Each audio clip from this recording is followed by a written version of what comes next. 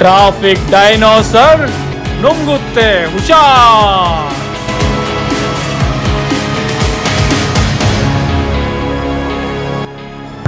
Silicon city ಅಂದ್ರೆ ಮೊದಲು ನೆನಪಾಗೋದು ಟ್ರಾಫಿಕ್. ಕೆಲ ರಸ್ತೆಗಳಲ್ಲಿ ಟ್ರಾಫಿಕ್ನ ಸಿಗ್ನಲ್ಗಳಲ್ಲಿ ಸಿಗಾಕೊಂಡ್ರೆ ಗಂಟೆಗಳಾದರೂ ನೀವು ಮುಂದಕ್ಕೆ ಹೋಗೋದಿಲ್ಲ. ಅದರಲ್ಲೂ ರಸ್ತೆಯಿಂದ ರಸ್ತೆಗೆ ದಾಟುವ ಪಾದಾಚಾರಿಗಳ ಪರಿಸ್ಥಿತಿ ಅಂತೂ ಕೇಳಲೇಬೇಡಿ. ಈ ಕುರಿತು ಒಂದು ವರದಿ ಇಲ್ಲಿದೆ, ನೋಡ್ಕೊಂಡು.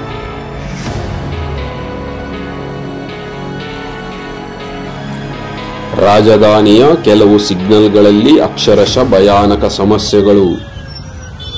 ರಸ್ತೆಗಳ ಅವ್ಯವಸ್ಥೆ, ರೋಡಿಗೆ ಆಂಬ್ಯುಲೆನ್ಸ್ ಇಳಿದ್ರೆ ರೋಗಿ ಬದುಕೋದೇ ಡೌಟು. ಪೊಲೀಸರು ಈ ಟ್ರಾಫಿಕ್ ಕಂಟ್ರೋಲ್ಗೆ ಹೊಸ ಪ್ಲಾನ್ ಮಾಡಿದ್ರು. ವಾಹನ ಸವಾರರು ಬೇಕಾಬಿಟ್ಟಿ ವಾಹನ ಓಡಿಸುವುದರ ಜೊತೆಗೆ ನಿಯಮ ಉಲ್ಲಂಘನೆ ಮಾಡುವುದು. ಅದರಲ್ಲೂ ಸಾರಕ್ಕಿ ಸಿಗ್ನಲ್ ಪಾದಚಾರಿಗಳಿಗೆ ರಸ್ತೆ ದಾಟುವುದಕ್ಕೆ ಹೆಚ್ಚು ಕಡಿಮೆ 10 ರಿಂದ 15 ನಿಮಿಷ ಬೇಕು. ಅದು ಜೀವಭಯದಲ್ಲೇ ಅವಸರವಾಗಿ ಸಾಗಬೇಕು. ಇತ್ತ ಮೆಟ್ರೋ ಕಡೆಯಿಂದ ಬರುವ ಹೋಗುವ ಪ್ರಯಾಣಿಕರು ಪಾದಚಾರಿಗಳಾಗಿ ಬರಬೇಕು. ಒಂದು ಸ್ಕೈ ವಾಕ್ ನಿಂದ ಇದನ್ನು ಬಗೆಹರಿಸಬಹುದೆಂದು ಸ್ಥಳೀಯರ ಒತ್ತಾಯ.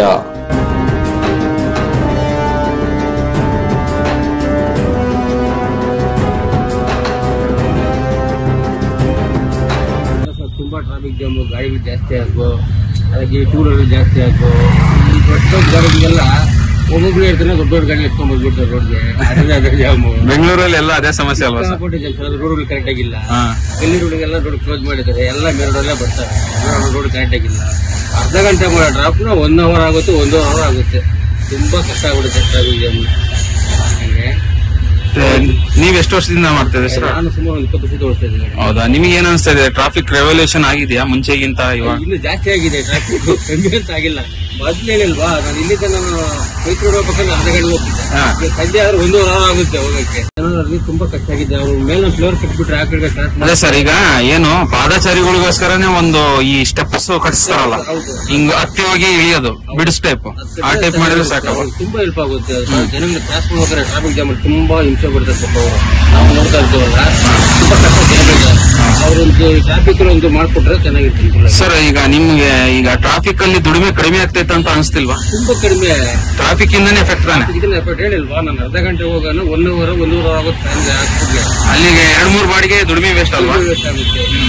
ಅದೇನಿಲ್ವಾ, ಜೀವನ ಹೆಂಗಾಗಿದೆ ಅಂದ್ರೆ ಇವಾಗ ಅರ್ಧ ಗ್ಯಾಸ್ಗೆ ಹೋಗ್ತಾ ಇದೆ. ಇವಾಗ 300 ರೂಪಾಯಿ ದುಡಿಯೋನು 5 ರೂಪಾಯಿ ಗ್ಯಾಸ್ ಹಾಕ್ತೈತಿ ಇವಾಗ. ಆ ತರ ಪ್ರಾಬ್ಲಮ್ ಆಗ್ತಾ ಇದೆ. ಅದೇ ಟ್ರಾಫಿಕ್ ಇದ್ರೆ ಪ್ರಾಬ್ಲಮ್.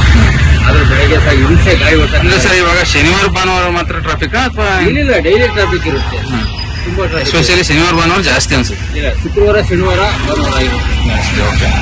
ಬೆಳಗ್ಗೆ ಮಾತ್ರ ಇರಲ್ಲ ಭಾನುವಾರ. ಸಂಜೆ ಕೂಡ ಚೆನ್ನಾಗಿ ಬಿಡುತ್ತೆ. ಎಲ್ಲ ವಿಕ್ಕಿನೆಲ್ಲ ಹಾಕಿ ಬಂದ್ಬಿಡ್ತಾರೆ. ಸಂಪಾದನೆ ಕಡಿಮೆ. ಸಂಪಾದನೆ ಟೈಮಲ್ಲಿ ಜಾಮ್ ಆಗ್ತಾ ಇರುತ್ತೆ. ಇದು ಸಂಪಾದನೆ ಇಲ್ಲ, ಅದು ಇಲ್ಲ. Thank you sir. ಇದಕ್ಕೆಲ್ಲ ಕಾರಣ ದಿನೇ ಹೆಚ್ಚಾಗುತ್ತಿರುವ ವಾಹನಗಳ ಸಂಖ್ಯೆ. ಸಂಚಾರಕ್ಕಾಗಿ ಪಾದಚಾರಿ ರಸ್ತೆಗಳನ್ನು ಬಳಸಬೇಡಿ, ಸಂಚಾರಿ ನಿಯಮಗಳನ್ನು ಪಾಲಿಸಿ ಎಂದು ಪೊಲೀಸರು ಅಲ್ಲಲ್ಲಿ ದೊಡ್ಡದಾದ ನಾಮಫಲಕಗಳನ್ನು ಹಾಕಿದರು. ವಾಹನ ಚಲಾವಣೆ ಮಾಡುವಾಗ ಮೊಬೈಲ್ ಫೋನ್ ಬಳಕೆ, ಅನವಶ್ಯಕವಾಗಿ ಹಾರನ್ ಮಾಡುವುದು, ಸಾರ್ವಜನಿಕರಿಗೆ ಹೆಲ್ಮೆಟ್ ಧರಿಸುವ ಬಗ್ಗೆ ಹಾಗೂ ಸಂಚಾರ ನಿಯಮಗಳ ಪಾಲನೆ, ಅವುಗಳ ಉಲ್ಲಂಘನೆಯಿಂದ ಆಗುವ ಪರಿಣಾಮಗಳ ಬಗ್ಗೆ ತಿಳುವಳಿಕೆ ನೀಡಿದರೂ ಲೆಕ್ಕಕ್ಕೆ ಇಟ್ಟುಕೊಳ್ಳದೆ ಅನಾಗರಿಕರ ರೀತಿ ವರ್ತನೆಗೆ ಬೆಂಗಳೂರು ಟ್ರಾಫಿಕ್ ಪೊಲೀಸರು ಬೇಸತ್ತು ಹೋಗಿದ್ದಾರೆ. ಕೇವಲ ಪಾದಚಾರಿಗಳಲ್ಲದೆ ಬೇರೆ ವಾಹನ ಸವಾರರಿಗೂ ಪರಿಣಾಮ ಬೀರುತ್ತದೆ. ಸುಗಮ ಓಡಾಟಕ್ಕೆ ಅನಾನುಕೂಲವಾಗುತ್ತದೆ. ಸಂಬಂಧಪಟ್ಟ ಅಧಿಕಾರಿಗಳು ಈ ಬಗ್ಗೆ ಸ್ವೀಕರಿಸಿ ಬಗೆಹರಿಸಬೇಕೆಂದು ಸ್ಥಳೀಯರ ಹಾಗೂ ಆಟೋ ಚಾಲಕರ ಒತ್ತಾಯ. ಭಾರಿ ಗಾಡಿ ಎಲ್ಲ ಕಡೆ, ಈ ಕಡೆಯಿಂದ ಆ ಕಡೆ ಹೋದ ತಕ್ಷಣ ಆ ಕಡೆಯಿಂದ ಈ ಕಡೆ ಬಹಳ ಪ್ರಾಬ್ಲಮ್. ಅಂದ್ರೆ ಭಾರಿ ಗಾಡಿ ಬಹಳ ಹೊತ್ತು ಕಾಯ್ದು 2-3 ಸಿಗ್ನಲ್ ಕಾಯ್ದು. ನಮಗೆ ಇಲ್ಲಿಂದ ಕುಮಾರಸ್ವಾಮಿ ಲೇಟ್ ಬುಕ್ಕಿಂಗ್ ಬಿತ್ತು ಅಂದ್ರೆ ನಾವು ಹೋಗಕ್ಕೆ ಆಗಲ್ಲ. JP ನಗರದಿಂದ ಕುಮಾರಸ್ವಾಮಿ ಲೇಟ್ ಬಿತ್ತು ಅಂದ್ರೆ ಯಾರು ಹೊಡೆಯೋದೇ ಇಲ್ಲ. ಇಲ್ಲಿ ಬಂದು ಮೂರು ಸರಿ ನಿಂತ್ಕೋಬೇಕಲ್ಲ, ಅಷ್ಟೊಂದು ಮೆಟ್ರೋಗೆ ಈ ಕಡೆಗೆ ಬಂದು ಆ ಕಡೆ ಹೋಗ್ಬೋದಲ್ಲ, ಅಷ್ಟೊಂದು ನಡೀತೈತಿ. ಇದು ಮಾಮೂಲು ಸಾಟರ್ಡೆ ಸಂಡೇ ಅಲ್ಲ, ಮಾಮೂಲು ಟೈಮಲ್ಲೂ ಅಷ್ಟೇ ಇದೆ. ವೀಕೆಂಡ್ಗಳಿಗಿಂತ ಮಾಮೂಲು ಬೆಳಗ್ಗೆ ಸಾಯಂಕಾಲ ಅಂತೂ ಭಾರಿ ಟ್ರಾಫಿಕ್. ಸಾರಕ್ಕಿ ಸಿಗ್ನಲ್ ಬೇಡ. ಸಾರಕ್ಕಿ ಸಿಗ್ನಲ್ ಬಹುದೊಡ್ಡದಾದ ಟ್ರಾಫಿಕ್ ಜಂಕ್ಷನ್.